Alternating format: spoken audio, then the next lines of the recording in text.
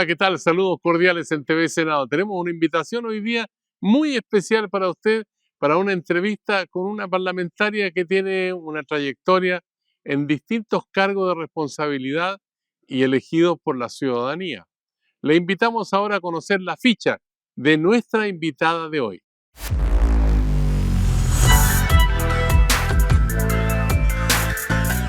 Senadora Claudia Pascual Grau, representante de la región metropolitana, militante del Partido Comunista de Chile, antropóloga, académica e investigadora, feminista, 51 años, vive su primer periodo como senadora y en esta temporada integrará las comisiones de Constitución, Vivienda, además de Mujer y Género.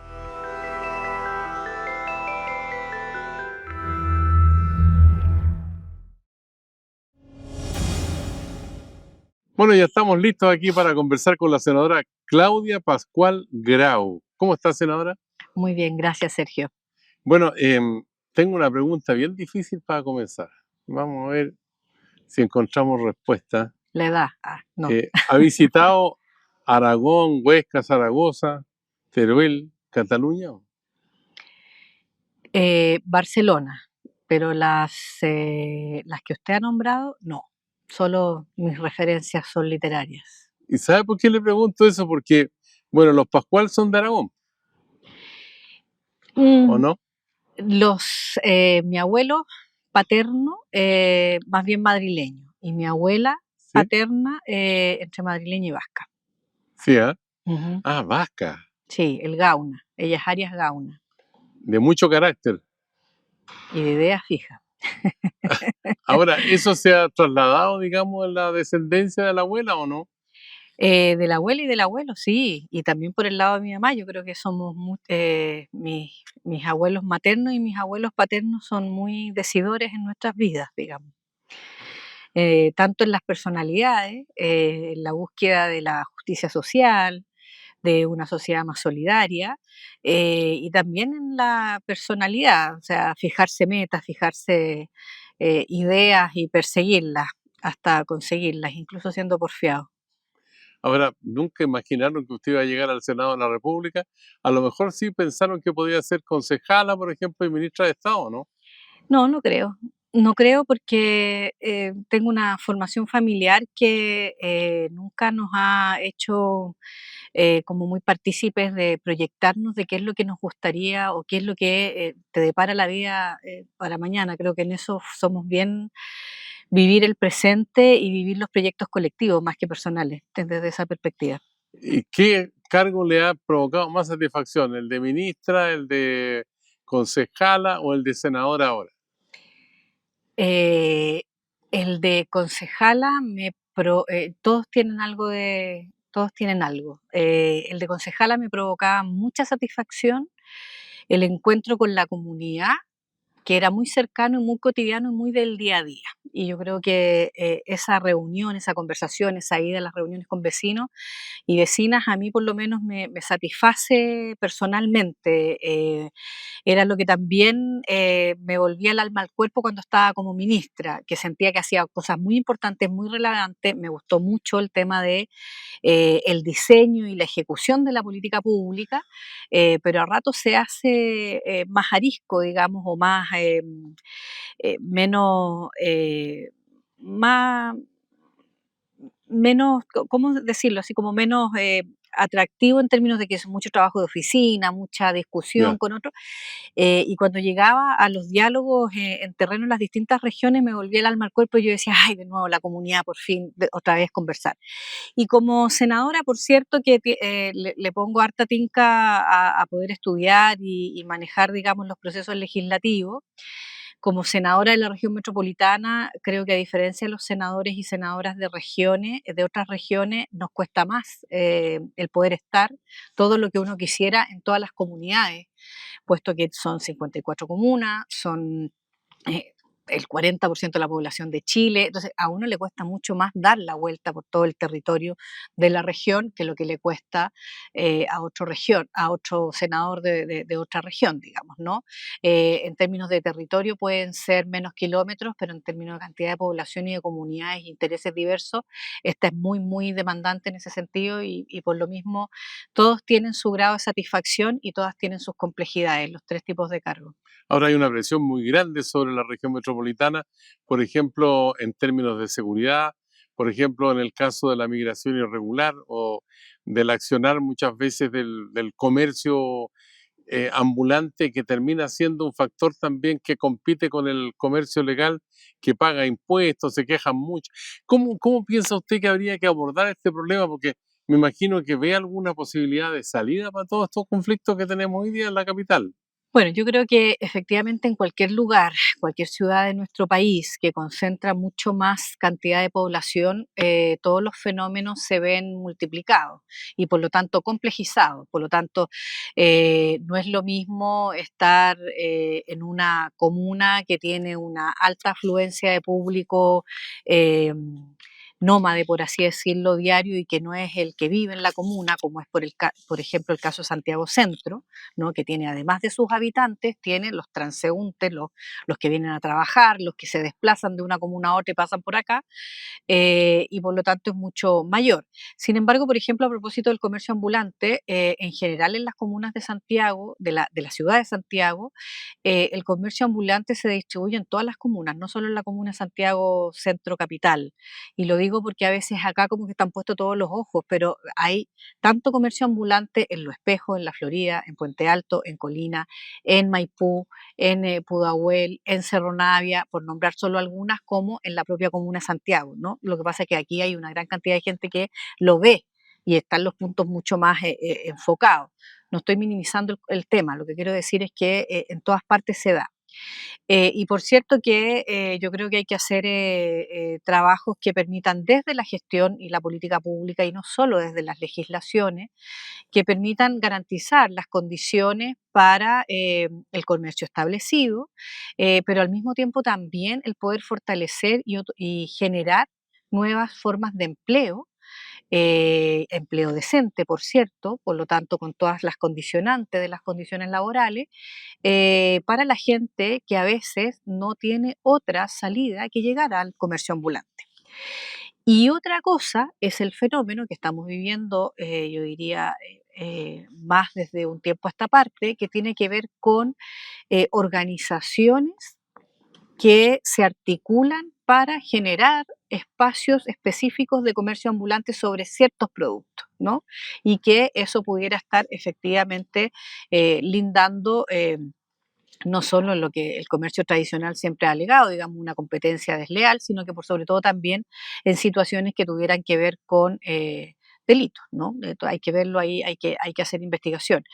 Y por otro lado, creo que en materia de seguridad, claro, tenemos tremendos desafíos hoy día, ¿no? Desde ese punto de vista, no solo la delincuencia tradicional, una delincuencia que puede estar vinculada a la falta de oportunidades, a la falta de una serie de políticas públicas, sino que hoy día tenemos la interacción que destruye nuestro tejido social, que no nos permite el ejercicio de nuestros derechos democráticos como ciudadanos y ciudadanas, que es el narcotráfico y el crimen organizado.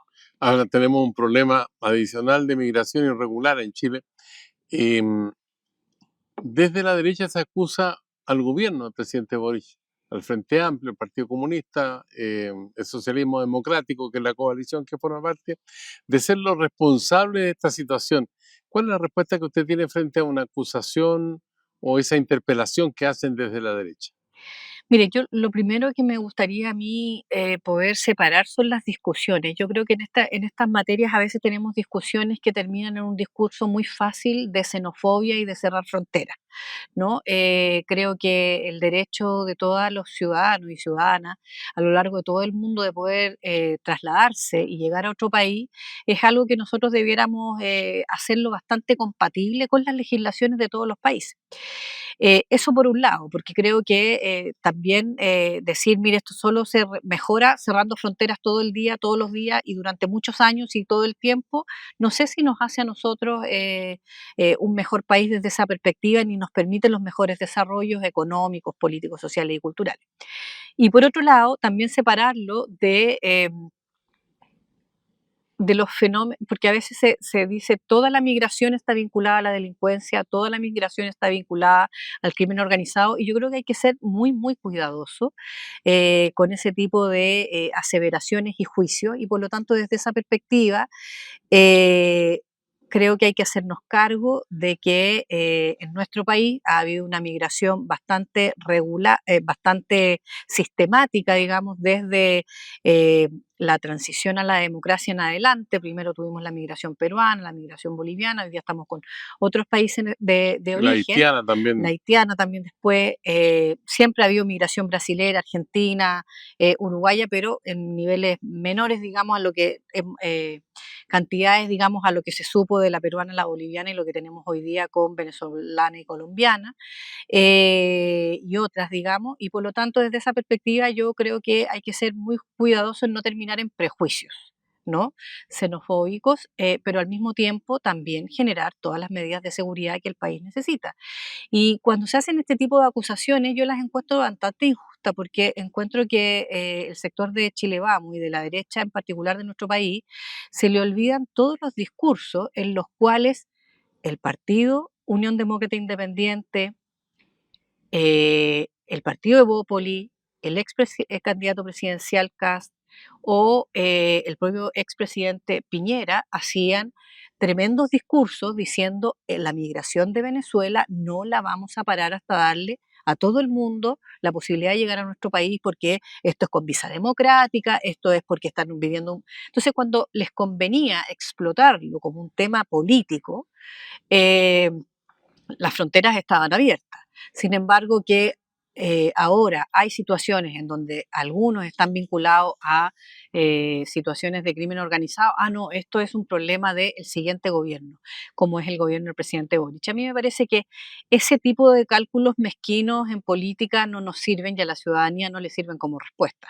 La ciudadanía lo que quiere es efectivamente, desde ese punto de vista, tener claridad en sus legislaciones y en sus políticas públicas para tener un país con seguridad y con desarrollo económico, con seguridad y con oportunidades en materia de educación, vivienda, trabajo, salud, pensiones, etcétera, y al mismo tiempo con la posibilidad de que quienes nacimos y vivimos en este país y también quienes llegan a vivir acá lo hagan respetando, por supuesto, las leyes que tenemos en nuestro país. Usted ha mencionado un punto que es capital, digamos, en todo el debate acerca de la situación socioeconómica del país. La vivienda, tenía anotado yo acá la cantidad, 1.432 campamentos. O sea, habíamos anotado 1.091 en 2022 y ahora tenemos 1.432, con miles de familias viviendo en una situación muy precaria, sin alumbrado eléctrico legal, sin agua potable, sin servicio higiénico. Bueno, la precariedad del comercio, colegio y todas esas situaciones que forman parte de una miseria que realmente en un país como el nuestro uno dice cómo puede seguir existiendo cuando estamos jactando de que las cifras macroeconómicas, a pesar de las crisis que ha habido, siguen siendo relativamente buenas. Se habla de $32.000 de ingreso per cápita al año, en fin, pero tenemos esta otra situación que me imagino que usted le ve salir ese problema, ¿o no? Mire, yo creo que todas las políticas públicas, Chile tiene además, es bien complejo lo que pasa, porque Chile tiene una cantidad de políticas públicas en materia de vivienda que son bastante reconocidas por otro país, por otros países a propósito del acceso a la vivienda. Sin embargo, no es menos cierto que al ser un país tremendamente desigual en términos económicos, como usted decía, eh, todavía tenemos, y muy gatillado durante la pandemia y post-pandemia por situaciones de deterioro económico también en las familias, eh, un aumento de los campamentos también lo diría yo por la situación de deterioro, la situación socioeconómica que han provocado también varias situaciones de calamidad o de desastres naturales. O sea, estamos viviendo todos los veranos incendios forestales, etcétera, que dejan a muchas familias sin sus viviendas y que no siempre los planes de reconstrucción alcanzan a salir todos en el minuto que a todo el mundo le gustaría. Entonces, estamos viviendo una serie de cosas sumado a la cantidad de llegados, la cantidad de comités sin vivienda, sumado también a población migrante que también quiere acceder a la vivienda. Entonces estamos viviendo una situación que es bastante compleja en ese sentido y eso implica tener, primero, yo comparto plenamente los objetivos que tenía el gobierno del presidente Boric en materia de un plan de emergencia habitacional. Sin embargo, creo que ese plan de emergencia habitacional tiene que estar absolutamente de la mano de ponerse, eufemísticamente hablando, también no solo la mano en el corazón, sino que la mano en el bolsillo como Estado y decir, a propósito de los desastres naturales, tengo que tener recursos frescos en cada presupuesto anual para las situaciones de desastre natural. No puede ser que yo le siga cargando al propio presupuesto nacional regular de los subsidios habitacionales que actualmente existen, como los subsidios de acceso a viviendas básicas o de capas medias, de ahí tomar para ir a reconstruir en cada una de las regiones o comunas en donde ocurre un desastre natural. No sé si me explico. Entonces, si uno no le pone en algún minuto escoto a esa situación, vamos a seguir siempre generando déficit, digamos, habitacionales que tenemos que resolver. Y pongo esto en clave de bastante complejidad, porque efectivamente Chile es uno de los países que está resintiendo de peor manera el cambio climático y por lo tanto aquí vamos a vivir más incendios, más situaciones de aluviones y etcétera que en general en nuestro país están afectando a la situación de la vivienda en nuestro país, por cierto, a las familias y sus situaciones económicas. Estamos conversando con la senadora Claudia Pascual Grau, militante del Partido Comunista, representante de la región metropolitana. Senadora, hacemos una pausa porque tenemos más para conversar aquí en Profundidad de Campos en el canal del Senado.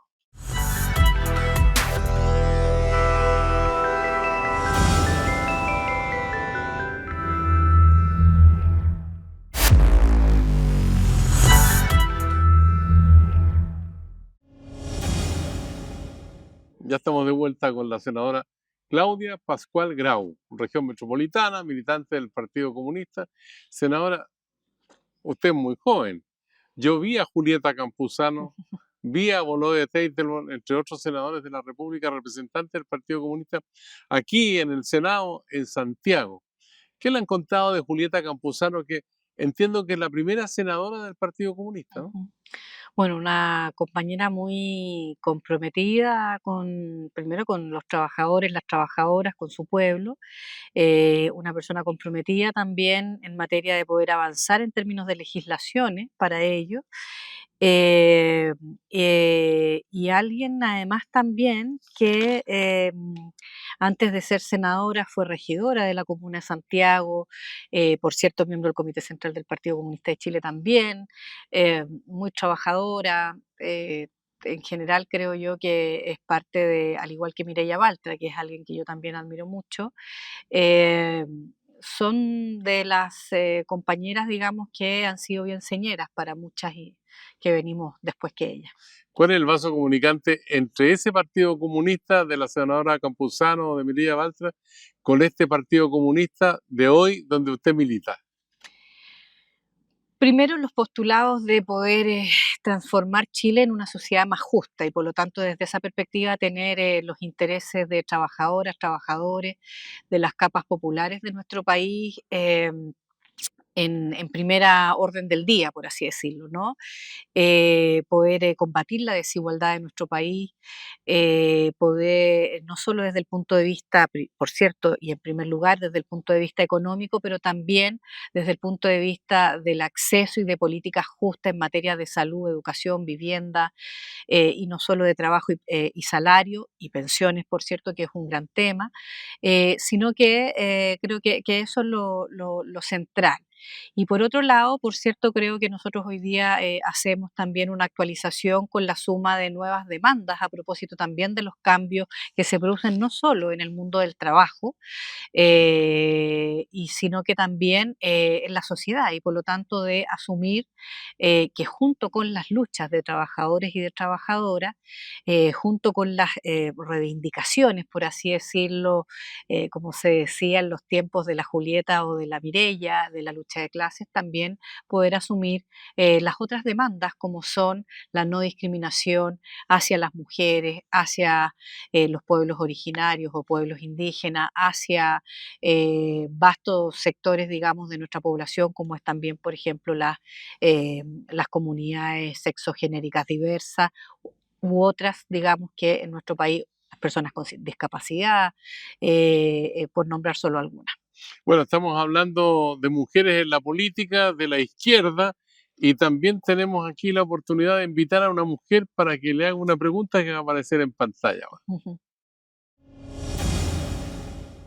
Bueno, primero que todo saludar a mi colega Claudia y yo creo que hoy en día las mujeres en política vamos marcando diferencia y creo que precisamente hoy día en el Senado se ha notado una muy fuerte que tiene relación con la composición de la Comisión de Constitución. Actualmente forman parte de esta comisión ya 3 colegas mujeres senadoras y eso creo que nos llena de orgullo a nosotras las mujeres en un mundo que está acostumbrado a trabajar cierto al ritmo de los hombres. Y en ese mismo contexto preguntarle a Claudia cuál es su estrategia o cuál es su perspectiva en torno a qué cambios podría provocar la dirección de esta comisión por el bien de nosotras las mujeres. Bueno, ahí está la pregunta de su colega, la senadora, que le plantea, digamos, algo bien profundo relacionado con la tarea de las mujeres en una comisión que es como estructural, ¿o no? Bueno, es bastante estructural para este Senado, que es con respecto a la Comisión de Constitución, Legislación y Justicia, y en estricto rigor está siempre la discusión cuántos de todos los proyectos de ley que pasan por este Senado tienen que pasar por esa comisión o no, digamos, ¿no? Y yo he tenido en particular además una discusión en sala del Senado donde siempre discuto de que por qué los proyectos que vemos en la Comisión de Mujeres obligadamente los hacen pasar en general a la Comisión de Constitución y que otros proyectos, como por ejemplo los que se ven en seguridad, no pasan por Constitución cuando precisamente están modificando el Código Penal. Lo digo a propósito de contexto que es bastante estructurante, como Ya. usted dice, la comisión. Y la senadora me preguntaba por cuáles creo yo que es cierto, pareciera que este año 2024 por primera vez hay 3 integrantes, más allá de que hoy día tenemos a la senadora Núñez con pre y postnatal, digamos, pero 3 integrantes mujeres, estaría la senadora Ensperger, la senadora Núñez y quien habla, independiente de los reemplazos temporales que tiene la senadora Núñez. Y por lo tanto, ¿cuál sería la diferencia? Yo creo que desde esa perspectiva a mí me gustaría que esta Comisión de Constitución no solo velara por todos los proyectos de ley que hoy día el Ejecutivo quiere llevar a cabo en materia de reformas o de legislaciones que tienen que ver con temáticas de delitos o con temáticas constitucionales, sino que también, por ejemplo, algo que en nuestro país lleva mucho, mucho tiempo discutiéndose y también en algunos periodos de tiempo hasta durmiendo en la tramitación legislativa, que es la anhelada reforma a la sociedad conyugal, creo yo, en el régimen de ¿En administración de qué los tiene bienes que, patrimoniales. en qué tiene Ya que lo dio cambiar? mujeres, ahora le toca Constitución, espero que el que haga habemos 3 mujeres hoy día en la comisión ayude a que eso realmente de esa tramitación. ¿Qué es lo que tiene que cambiar en qué? En la sociedad conyugal. Bueno, nosotros queremos que la sociedad conyugal, el régimen de administración de los bienes en el matrimonio por sociedad conyugal, lo que dice por ley es que es el marido quien administra todos los bienes, incluso los que puede generar la propia mujer con su propio trabajo o que viniera de sus propias herencias.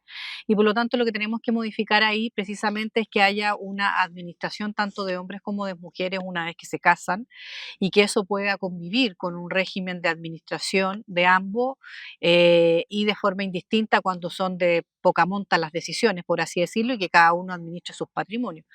Y eso se tiene que conjugar con algo que precisamente como es discriminatorio, que solo el hombre administre el régimen patrimonial, tal cual como dice hoy día la sociedad conyugal, hubo una reforma hace muchos años y décadas atrás que planteó el patrimonio reservado de las mujeres como una manera de proteger en esta discriminación.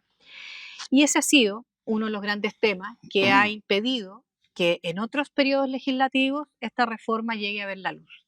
Y yo espero que bajo el gobierno del presidente Boric y con el concurso de todos y todas que estamos hoy día como parlamentarios, podamos darle una buena noticia a las chilenas y a los chilenos y es poder modificar de una vez por todas la sociedad conyugal, generando ese equilibrio en la administración conjunta e indistinta y al mismo tiempo poder avanzar en estas materias y no poner como escollo el tema de el régimen patrimonial reservado, o sea, perdón, el patrimonio reservado de las mujeres. ¿La sala cuna universal una pesadilla o un sueño que se puede realizar? Yo creo que el proyecto de ley que actualmente está en tramitación y que fue aprobado no por sin mi voto y sin el voto de varios de todos los senadores y senadoras oficialistas más la democracia cristiana, no es el proyecto de ley que las chilenas y los chilenos necesitamos. Creo que todos coincidimos en el título, a todos nos gustaría tener una sala cuna universal, vale decir que estuviera puesto el interés superior de los niños y las niñas por delante, que el componente de educación inicial, y de estimulación temprana estuviera siendo el foco, que a su vez reformáramos el artículo 203 del Código del Trabajo para permitir no solo que las mujeres trabajadoras, sino que los hombres, padres trabajadores también tuvieran acceso a la sala cuna, sin contar la cantidad de trabajadoras, en este caso, como dice el 203, las 20 trabajadoras. El tema de fondo es que este proyecto de ley que acaba de ser aprobado en general y que yo espero que el gobierno le haga una indicación sustitutiva profunda, es que es un proyecto de ley que lo que hace es subvencionar a la gran empresa, a la mediana empresa, de un derecho que ya tenían las mujeres trabajadoras ganado, y era que ellos debían pagar el derecho a sala cuna. Y hoy día se crea un fondo en donde hay un aporte de los empleadores. Esos empleadores en el gran empresariado van a ser subsidiados en un 50%, en el mediano empresariado en un 70%, y de trabajadores y trabajadoras, por lo tanto se les cobra una cotización que hasta ahora no se les ha cobrado, o un porcentaje de su sueldo que no se les ha cobrado, y a su vez un aporte del Estado, y que operaría con un fondo de administración muy similar al de seguro de cesantía. Entonces uno dice, bueno, esto es a la cuna universal, queremos dar el derecho a todos los niños y niñas a tener esa educación temprana y a su vez saldar la deuda que tenemos con las trabajadoras y los trabajadores padres en esta materia, o es terminar subsidiando al empresariado en esto. ¿Me explico? Entonces, creo que desde esa perspectiva, el título de la canción es mucho más convocante que cada una de las letras de las Correcto. estrofas de la canción. ¿Imaginó usted una red tan importante como la que logró armar el abogado Hermosilla en relación con el gobierno del presidente Piñera, en relación con el Poder Judicial y los nombramientos, en relación con el mercado financiero, con el Servicio de Impuestos Internos, en una grabación que, bueno, se conoció por todo y hay más información todavía en esos archivos de esos WhatsApp, ¿no? ¿Qué impresión le deja a usted? Eh, ¿Habrá muchos casos que son parecidos a ese? Mire, yo creo que como ciudadana y no solo como parlamentaria, en este tipo de situaciones la realidad supera un poquito la ficción, ¿no?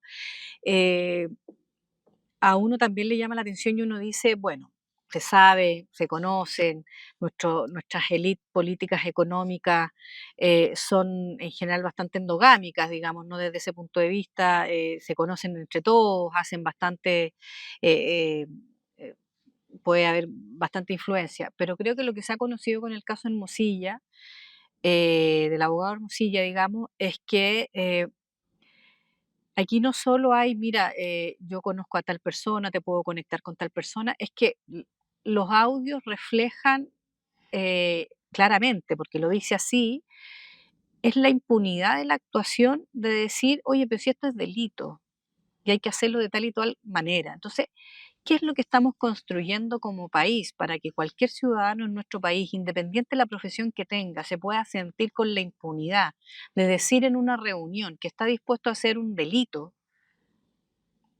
y cómo se opera, y que esto además pareciera que no es la primera vez que lo hace o no va a ser la última que lo va a hacer, al menos? Entonces uno dice, bueno, yo esperaría que en nuestro país tuviéramos mejores leyes para combatir la corrupción, para combatir el tráfico de intereses, para combatir este tipo de situaciones, y por lo tanto que no solo tuviéramos una alta penalidad en todos y cada uno de los delitos de la delincuencia común, sino que también en los llamados de cuello y corbata, digamos. Queremos invitarla a jugar al ping-pong. Yo le digo una palabra, un nombre Se van a reír cuando vean esta entrevista. He hablado, he comentado lo que implica el ping-pong para los que son O, conocidos y conocidas o públicas. tenis de mesa, como sería en castellano. Usted me responde frente a un nombre, una idea, un concepto, como quiera. Michelle Bachelet. Yo creo que va a ser recordada como una presidenta y una política y luchadora social chilena por por un país mucho más justo. El litio. Una oportunidad tremenda para poder tener un Estado que no solo tenga una empresa, sino que un desarrollo económico y de tecnología, o sea, de desarrollo económico distinto, no solo de materias primas, sino que pueda manufacturar. Contigo Chile mejora. ¿Le gustó el nombre que se le dio al pacto municipal del oficialismo con la democracia cristiana? ¿No? Yo creo y valoro muchísimo, más allá de los eslogan, valoro muchísimo el haber podido llegar a un acuerdo y a un entendimiento entre las distintas fuerzas que actualmente son las fuerzas oficialistas del gobierno del presidente Gabriel Boric y la democracia cristiana. Me parece que a las puertas de estar en momentos políticos de país y también del mundo, donde corremos riesgos de retrocesos muy grandes en materia de los derechos alcanzados hasta ahora, eh, tener el entendimiento más amplio posible para ir unidos en una elección municipal y en este caso enfrentar a la derecha, creo que es una muy buena noticia para las chilenas y chilenos. Derechos humanos.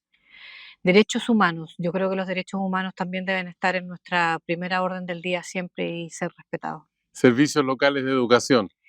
Creo que ha sido el proyecto de educación pública más serio por desmunicipalizar y por lo tanto por retrotraer lo mal que le hizo la dictadura de Pinochet en educación a la educación pública en Chile. Cualquier mejora que pudiéramos hacer producto de ver la implementación de mejor manera, hay que hacerla sin retrotraer lo que son los servicios locales de educación, y solo agregaría que sin una reforma al sistema de financiamiento de la educación pública, da lo mismo si está en el Estado central o en el Estado descentralizado. Tenemos que ir por eso también en conjunto con los SLEP. Carol Cariola. Una compañera muy comprometida con nuestras ideas de partido y con el bien del país. Ley de medios. Creo que hay que conversar sobre esta temática. Yo creo que no hay que tenerle miedo cuando estamos en un momento en que no solo los medios de comunicación formales tienen coberturas tan acotadas o repetitivas de ciertas ideas y no de la pluralidad del país. Y por otro lado, las redes sociales reproducen tanto fake news o noticia falsa, yo discutiría más seriamente este tema. No le tendría miedo, más allá de que esto termine en una ley o no, pero como debate público y de agenda pública creo que es muy necesario. Levantamiento del secreto bancario. Absoluto. Creo que hay que hacerlo, lo comparto plenamente. No se puede combatir el crimen organizado, el narcotráfico y los delitos de cuello y corbata sin levantamiento del secreto bancario. Una meta para 2024. Yo me propondría como meta en términos legislativos el poder avanzar y poder tener una buena noticia para las chilenas y chilenos en la reforma de pensiones y el pacto fiscal. Ya, le vamos a regalar ahora un minuto de confianza donde puede expresar una idea, un pensamiento, una crítica, un sueño, una frustración, lo que usted quiera. Un minuto a partir de ahora, ya. Un sueño o un anhelo, diría yo, en materia del ejercicio de la política. Yo creo que al país no le hace bien el debate mezquino que explota la polarización en base a la descalificación de actores o sectores políticos y no coloca por delante los intereses que de verdad nos unen como chilenos y chilenas cuando identificamos problemáticas en común. Así que es un anhelo porque siento que hoy día estamos muy deficientes en aquello. Se cae rápido en la descalificación fácil, sobre todo la descalificación personal. Se olvida que en política todos y todas en algún momento nos necesitamos, por lo tanto dejar tanto herido y herida en el camino no le hace bien y tenemos un muy mal ejemplo para la ciudadanía. Si yo voy al negocio de la esquina y termino resolviendo todo en pelea, en discusión o incluso a combo. Como políticos y como políticas, como militantes, digamos, y como representantes electos, daría un poquito más de ejemplo en esa materia. Senadora Claudia Pascual, se nos pasó volando el tiempo, así que le queremos agradecer la gentileza de conversar aquí en Profundidad de Campos. No, muchas gracias a ustedes, como siempre, por invitar. Y a usted que sigue estos diálogos en el canal del Senado de la República de Chile, aquí en Profundidad de Campos, le decimos será hasta la vista.